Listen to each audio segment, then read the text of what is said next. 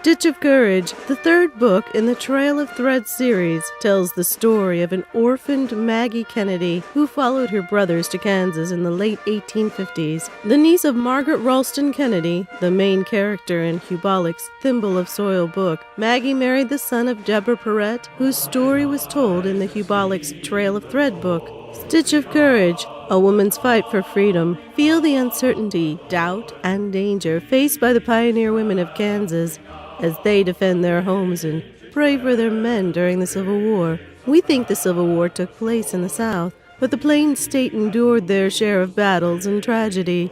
Not only did Kansas and Missouri experience a resurgence in the terrorist raids that had plagued them in the years before the war, but the Confederate Army tried several times to sweep across the Great Plains and capture the South. In letters to her sister in Ohio, Maggie describes how the women of Kansas faced the demons of the Civil War, fighting bravely to protect their homes and families. Women alone, banding together to protect their homes and children, never knowing from one day to the next whether their husbands and sons are alive or dead on some faraway battlefield. Stitch of Courage, a woman's fight for freedom.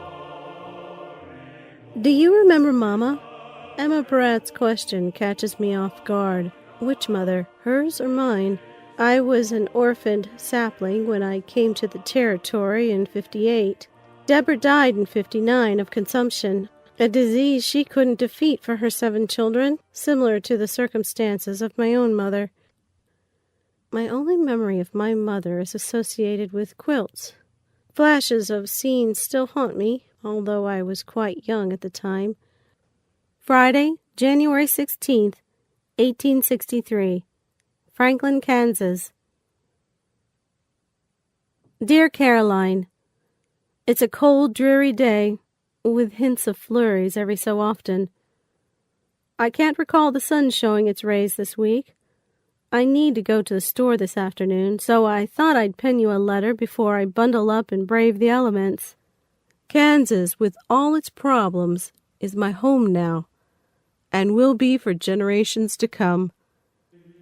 As I look up from my letter writing, my eyes travel to the old quilts lying on top of our bed.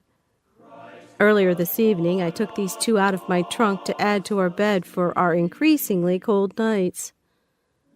One was made by the Kennedy women, the other the Pieratt women. Stitched from scraps of clothing kept for sentimental reasons, they are reminders of the hands that made them, and I'm overwhelmed with memories of the women they represent. I feel a sense of comfort as I realize how these quilts link us to their makers and to their dreams for us. Even though our mothers are gone, their love and strength are reflected in the stitches of these covers. Their trails of thread, in their quilts and in their journeys, link James Monroe and me together forever. Tonight, I'll feel secure wrapped in these quilts that traveled to Kansas. I hope you'll feel the same soon. Pleasant dreams, dear sister. Cherishing my home and family. Maggie. Yes, the start of my life on the plains was a rough change, but my young spirit helped me adjust to the Kansas prairie.